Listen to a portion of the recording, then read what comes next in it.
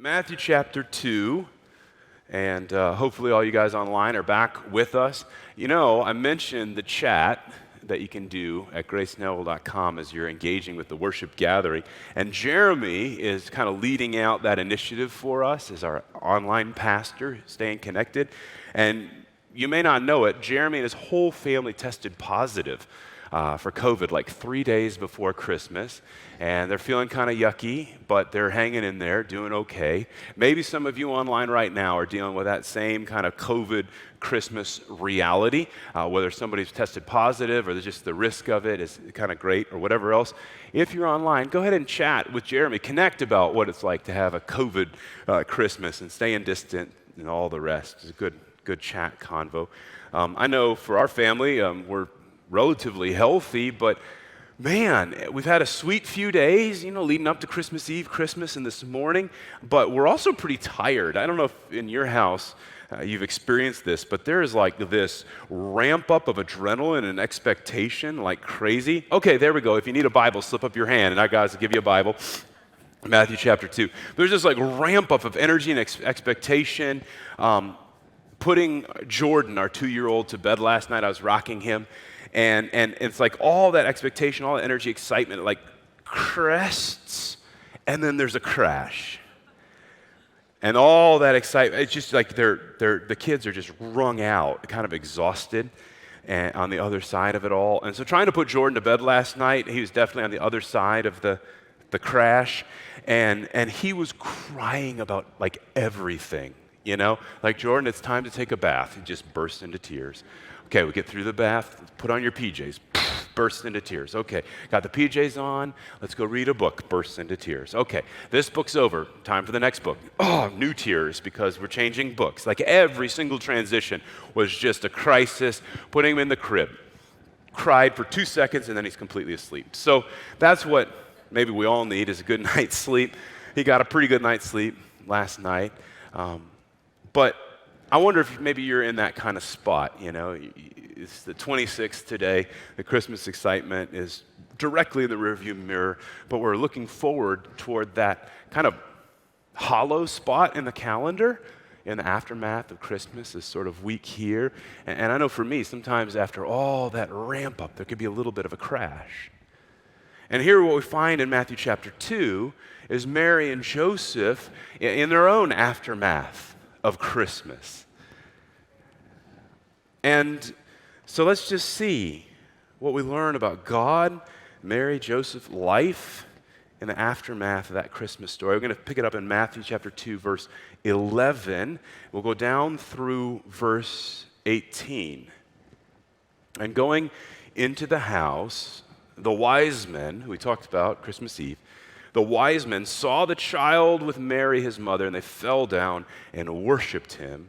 Then, opening their treasures, they offered him gifts, gold and frankincense and myrrh. And being warned in a dream not to return to Herod, they departed to their own country by another way. Now, when they had departed, behold, an angel of the Lord appeared to Joseph in a dream and said, "Rise, take the child and his mother, and flee to Egypt, and remain there until I tell you, for Herod is about to search for the child to destroy him." And Joseph rose and took the child and his mother by night and departed to Egypt and remained there until the death of Herod. And this was to fulfill what the Lord had spoken by the prophet, "Out of Egypt I called my son." Then Herod, when he saw that he had been tricked by the wise men, became furious, and he sent and killed all the male children in Bethlehem and in all that region who were 2 years old or under, according to the time that he had ascertained from the wise men. Then was fulfilled what was spoken by the prophet Jeremiah. A voice was heard in Ramah, weeping and loud lamentation, Rachel weeping for her children. She refused to be comforted because they are no more. It's a heavy story, but there's good news here that God is faithful to fulfill his promises even through crisis. And there's 3 kind of basic points. First, life is hard. Second, Jesus is born right into the middle of it. And then third, our good God has a plan.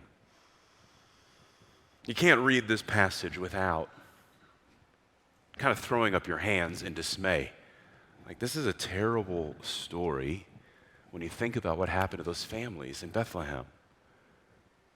But it's not just for the families in Bethlehem. This is hard on Mary and Joseph and Jesus also. I mean, life, as we read through this, life is hard.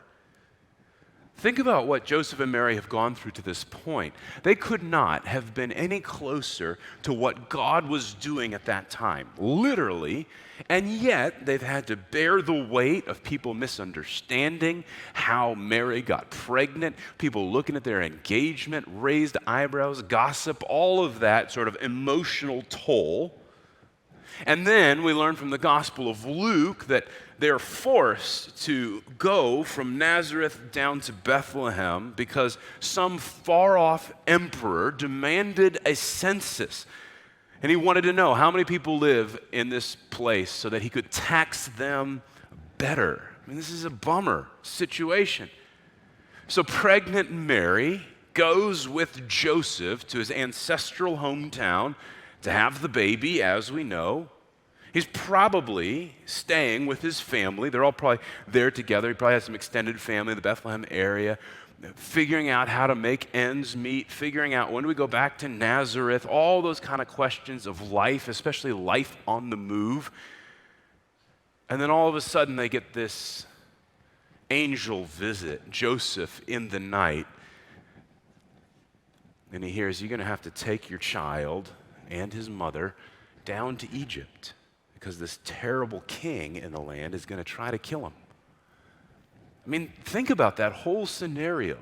The months of pregnancy, the months of travel, the first couple of months of being a parent, moms just figuring out life with an infant, and now the angel says, get up and go to Egypt. Flee. You're a refugee. Like, that's just hard. That's a lot to go through. And it's hard. This story, it shows us life is hard in the city of Bethlehem because Herod is so viciously jealous. He wants to hold on to power so much that it leads to this murder of the innocents. And this is a grave and heinous injustice. The people in Bethlehem didn't do anything to deserve the loss of their sons. And the words of Jeremiah 31, Matthew draws them in and uses them to describe the cry of grief rising up from Bethlehem in the aftermath of that atrocity. This weeping, wailing, grieving at the senseless loss of it all. You know, based on the size of the city, the demographics, and looking back, how many boys would there be under the age of 2? Probably this involved 20 to 30 murders. And this is what's so crazy. Historians who read this text of Matthew and are skeptical about what Matthew says here, they say this actually probably never happened. Matthew probably made this up just to add some embellishment around the story of Jesus. And the reason they give for this never probably happening is because there's no outside historical record of it. Like, no historian at the time wrote down, and by the way, Herod did this horrible thing in Bethlehem around the time Jesus was born. Now, like Josephus, he was one of the famous historians around that time, and he did write a lot of things about Herod and what Herod did and how awful Herod was. I mean, Herod was just a really, really bad, violent dude, especially as he got older in his life. He got more cynical, skeptical, paranoid, and so he did some really bad stuff. And so this is the chilling thing about this. Probably the reason that this event in Bethlehem didn't show up on any of the outside historical records is because stuff like this, violence like this, was just so common back then. It wasn't even really worth a headline. When Josephus wrote Herod's histories, he had much, much worse stuff to write about. The same kind of idea when it comes to Jesus' crucifixion, right? We don't have outside authors writing about Jesus dying on a cross. Why? Well, because it was just so common that people would be punished by public crucifixion. I mean, life is just hard. Life was hard and brutal, but life continues to be hard. This is something we need to, I think, come to grips with. You know, because as a pastor, part of my job is awesome. I get to walk with folks. I get to walk with you through some of the best moments of life, you know, new babies born, dedicating them, baptisms, weddings. I mean, that's amazing. But also, part of just being a pastor is walking with you through the really hard things in life. And sometimes we have this tendency, when we run into hard stuff, we're almost like shocked. It's like, what? Why me? Why is this happening to me? This is really hard. My life is coming apart at the seams. As though we've been singled out for some kind of unique hardship. But here's what I've learned over the years of pastoring and over the years of reading this book. The hardship of life hits every single one of us. If you look around the room right now, the people sitting in front of you, behind you, left and right, you might think that those people around you have it easier than you. They've got a perfect life, or man, it looks like they've got things really put together.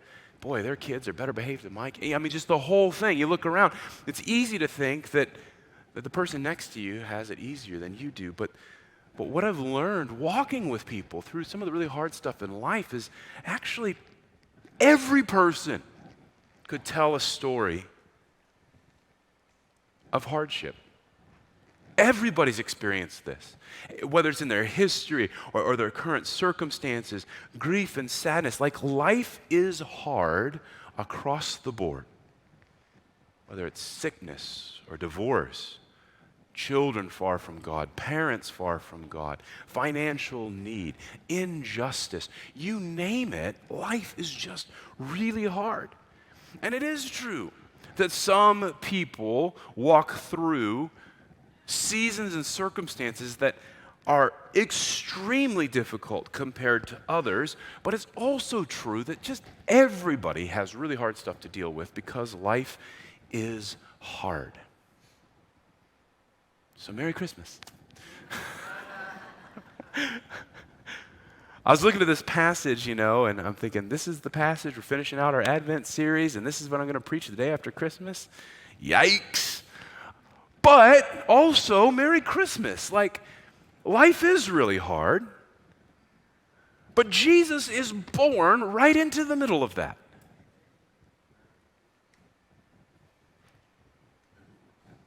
Why is life so hard? Matthew puts Herod under a spotlight to help us understand. Why does Herod do all this terrible stuff? Because he wants to stay king. He doesn't want to give up any power. He doesn't want any competitors to the throne. Why is life so hard? Well, because human beings have been resisting and rejecting and working against the kingship of God for a very long time. When we reject that God is the king, when we decide we need to be our own kings, the world just suffers and life becomes increasingly hard. This goes all the way back to Genesis 3. It's worth looking at the passage. You may not be able to see it on my screen super well, but after Adam and Eve reject God as king, they say, you know what, there's another king on the scene. We want to be the king, and so we reject God. Look what happens in the world. God says to the serpent, on your belly you're going to go, dust you're going to eat all the days of your life. I'll put enmity, that's extreme conflict between you and the woman, and between your offspring and her offspring. He will bruise your head, you shall bruise his heel. Then God, a couple verses later, speaks to the woman, I will surely multiply your pain in childbearing. In pain you shall bring forth children, and your desire shall be contrary to your husband, and he shall rule over you. And then he says to the man, cursed is the ground because of you. In pain you shall eat of it all the days of your life. Thorns and thistles it shall bring forth, for you shall eat the plants of the field. And by the sweat of your face you shall eat bread till you return to the ground. For out of it you are taken, for you are dust, and to dust you shall return. I mean, this is a portrait of life getting difficult Because they rejected God as king, they have a vicious enemy biting at their heels, pain and difficulty and domination in relationships, and the earth works against you until you die. Life is hard because we want to be our own kings, and we reject God as our king. And you know, Herod in this story of Matthew 2 is a horrible example, and we like to think that we would never do what Herod did. But as one commentator wrote, I was reading this last week, when we read this scripture, when we read the Gospels, we have to learn to see ourselves not just in the hurting folks, not just in the heroic folks, but we have to learn to see ourselves also in the most problematic people of the Gospels in order to get a clear picture of reality. I mean, nobody really reads this passage and says, you know what, in the right circumstances, I could turn into somebody like Herod. But the passage actually invites us to recognize that when we reject Jesus as our king, it sets us on a path. Now, we may never have the means or the influence or the reach to do what Herod did, but the fundamental, basic posture of the heart is the same. It's rejecting Jesus as the king. Like, we got to learn to read the scripture and say, I have the potential to wind up like somebody like Herod. You read the stories of the Pharisees and their rule keeping and their legalism, and you see it in the Gospels, and you're like, man, that is awful. But part of reading the Gospels well is learning to recognize some days each of us can be a Pharisee. Pilate refusing to work justice on behalf of Jesus, a man who he knows is innocent. We look at Pilate and we say, oh, what cowardice. But, you know, some days we're just like Pilate. And the good news here is that even though life is hard, Jesus is born right into the middle of it. And Jesus doesn't stand at a distance. He doesn't hurl lightning bolts of judgment from far away. He comes right into the middle of it. He experiences the hardship of life. Before he's old enough to go to preschool, he's a refugee, fleeing violence. And this is how the book of Hebrews describes Jesus' journey right into the middle of it. He says, therefore, since the children share in flesh and blood, he, Jesus, also shared the same things in the same way. He did this to destroy the one who holds the power over death, the devil, by dying. He set free those who were held in slavery their entire lives by their fear of death. And this is verse 17. Therefore, he had to be made like his brothers and sisters in every way. He had to be made like his brothers and sisters in every way. He's born right into the middle of it. And this was so that he could become a merciful and faithful high priest in things relating to God, in order to wipe away the sins of the people.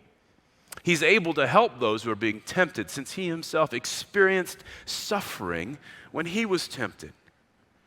And this leads to the last point. Our good God has a plan. Yeah, life is hard. Jesus is born right into the middle of it, but our good God has a plan. We saw the quotation, Jeremiah 31, about the wail of grief rising up from Bethlehem. Matthew says this is to fulfill what God had spoken. Now it's interesting. How does Matthew make that connection? How does this fulfill what God has spoken? Was God engineering this horrible massacre in Bethlehem? Did God plan for it? Did God cause it to happen through Herod? That's not what Matthew's saying. If you go back and you read Jeremiah 31, the words of the prophet that Matthew pulls here are in the middle of a section in that chapter that speaks of the grief of exile, the crying out, and originally described the picture of the mothers in that region as their sons, hundreds of years earlier, were carried off into exile. They cried out, wailed to lose their sons. Terrible picture. But in that very, very same passage, as you keep reading it, it's the same passage where you find God's promise of the new covenant, how God's going to restore. That these tears about sons going into exile, this grief about what happened in Bethlehem, is actually fulfilled in what God is doing through Jesus. That Matthew here is giving a word to all of us who weep. Yes, life is hard and horrible things happen, and everybody can tell a story of difficulty. But Jesus has been born into the middle of it, and our good God has a plan. He's working through Jesus. Jesus is the focus of the plan. Verse 14, when the angel speaks, it talks about the child and his mother. In verse 13, the child and his mother. Joseph, the child and his mother. That's the opposite of the normal order. Usually it'd say mother and child, mother and child. But the reason that Jesus is pushed to the front of that is to emphasize that, in fact, Jesus is the focus of this plan. And the last little quotation we get in this story is all the way back in Hosea, chapter 11. Out of Egypt I've called my son. Matthew says that Jesus' journey as a refugee down to Egypt and then his return back up to Nazareth fulfills what God said in Hosea 11. And what you begin to see is that Jesus now is following the same path that Israel had followed through its history. Remember, the patriarchs, Abraham, Isaac, Jacob, they settle in this same area, not far from Bethlehem. But during Jacob's lifetime, there is a famine, and so he and his sons go down to Egypt where they find refuge with Joseph, and they settle in Egypt until eventually they are enslaved by a Pharaoh who didn't remember Joseph. And they end up in slavery, that horrible situation, before God finally sets them free out of slavery. They come through the wilderness back into the promised land. When Hosea talks about, he says, out of Egypt I've called my son. He's talking about, in Hosea, God's salvation, pulling the people out of slavery in Egypt back into Israel. But the problem is, in the history of Israel, as a people, at every step in the journey, whether it was the patriarchs, Abraham, Isaac, and Jacob in the promised land, or it was down in Egypt, or if it was coming back to the promised land, at every stage, the people of Israel continually rejected God as their king, continually went the other direction. But now Jesus is following in the footsteps of Israel, starting off near Bethlehem, heading down to Egypt. He will come out of Egypt and return back where his family settles in Nazareth. Do you see what Jesus is doing here? Do you see what Matthew wants us to see in Jesus? Jesus is retracing the footsteps of Israel's history, except this time he's doing it without any sin, without any rejection of God as the king. He's walking through those stages of that history in perfect alignment with God and his kingdom.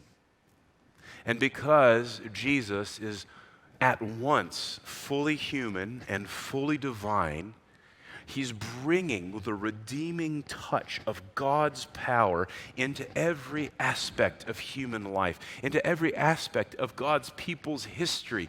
That Jesus, what we see here, is God coming into contact with our pain. He's coming into contact with our flight. He's coming into contact with our wandering, with our homelessness. And as God makes contact with the hardship of our life, he begins to make a new way. This is especially true of death, the great final enemy of humanity. The book of Hebrews says we've been slaves to the fear of death for so long. At the cross, Jesus is God coming into contact with death and evil. And in the resurrection, Jesus is God coming into contact with new life beyond death. Yes, life is really hard. But Jesus is born right in the middle of it, and our good God has a plan to work through Jesus to bring forth that salvation, that redemption, that new life, that promise. So how do we respond to this story, this passage, this plan of God? As I've thought about it, for me personally, one response is just to give thanks. I mean, life is hard, and there's plenty of stories, plenty of difficult pieces where we could get really upset. But there are also these beautiful moments. I think about yesterday, just sitting on the carpet with my kids and wrestling around and laughing. This is before the crash, they're still on the way up. Beautiful moment. I know not every person gets that kind of moment ever in their lives. And I can't let that moment pass by. I gotta say, God, thank you. Life is so hard, but you're born right in the middle of it and you have a good plan. God, thank you. As I read this passage, I'm just almost overwhelmed with gratitude for all of the good moments. I'm not denying the bad moments, the struggles and the hardship, the tiredness and the grieving. But man, it does cause me to give thanks for the good moments because they are a gift. They're grace from God. And the second thing that I think of when I think about how to respond to this is just the challenge to get into the game. That if God has a good plan, if Jesus comes right into the middle of it, then he's probably calling us there too. We want to follow Jesus well into the neighborhoods, nations, and next generation. That means we follow Jesus well right into the middle of the hard stuff of life. Because we are confident that God has a plan, that God has worked in Jesus, that God's Spirit is still giving power to redeem and to renew before Jesus returns and sets everything right. And so we of all people do not have to shrink back or fear the hardship of life. We follow Jesus right into it because we're confident our good God has a plan. And so that makes me think about the team going up to Kentucky here in a few weeks. Like, that's the sort of thing. Man, you see the devastation of that tornado?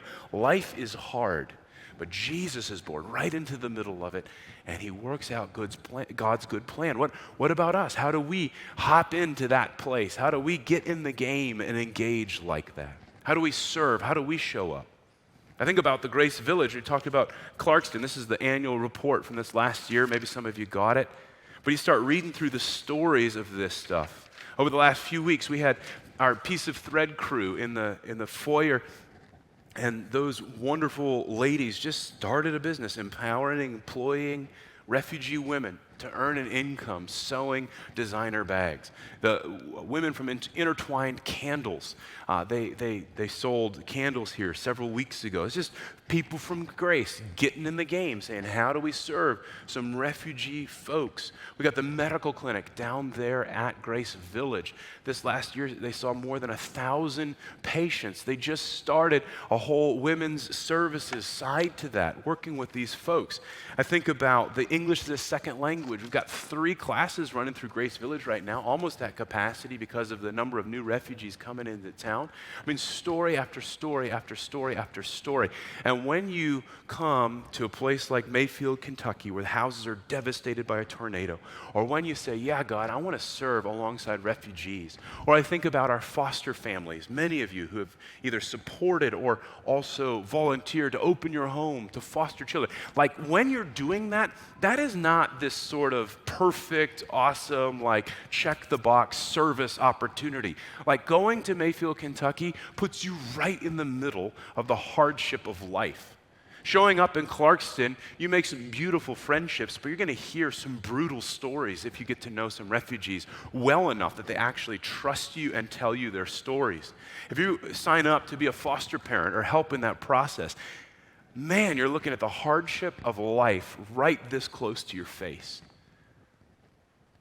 But when we understand what God's doing through his kingdom, and this is what we're committed to here at Grace, when you understand what God's doing, life is hard. Jesus is born right in the middle of it. God has a plan involving you now, involving me. When you get that, you learn how to live in life's kingdom. You learn how to live in that current of revival that's constantly moving, regardless of what the headlines say. And so here's how I want to conclude. We're going to worship here in just a minute, and we're going to sing a song we've sung here a number of times. It talks about lifting the name of God high. But before we do that, I want to just read all of Psalm 145 together. The first line of this psalm, "I will lift you up high, my God," is a lyric that we'll sing in just a moment afterwards. But I want to read this out loud together because it ties in that idea of giving thanks. Yes, life is hard, but in the midst of that hardship, like we see here in Bethlehem, in the midst of that hardship, our God is great, He's good, He's powerful, and He's worthy of our praise. And so this psalm is written as an acrostic. It takes the letters of the Hebrew alphabet. And so when you see the slides up there, there's going to be these little Hebrew letters. That's sort of the same thing. If you wanted to write a song of thanks to God or a poem of thanks to God, you could just start with the letter A and B and C and D. You could do the same kind of acrostic in English. This one is an acrostic in Hebrew. But I want us to just recite it together. So I invite you to stand up. And it's about 15 verses, so it'll probably take us about 2 minutes. But pay attention to these words. This is Psalm 145, Psalm of praise of David. And let's read it together. "I will lift you up high, my God, the true King. I will bless your name forever and always. I will bless you every day. I will praise your name forever and always. The Lord is great and so worthy of praise. God's greatness can't be grasped. One generation will praise your works to the next one, proclaiming your mighty acts. They will talk all about the glorious splendor of your majesty. I will contemplate your wondrous works. They will speak of the power of your awesome deeds. I will declare your great accomplishments. They will rave in celebration of your abundant goodness. They will shout joyfully about your righteousness. The Lord is merciful and compassionate, very patient and full of faithful love. The Lord is good to everyone and everything.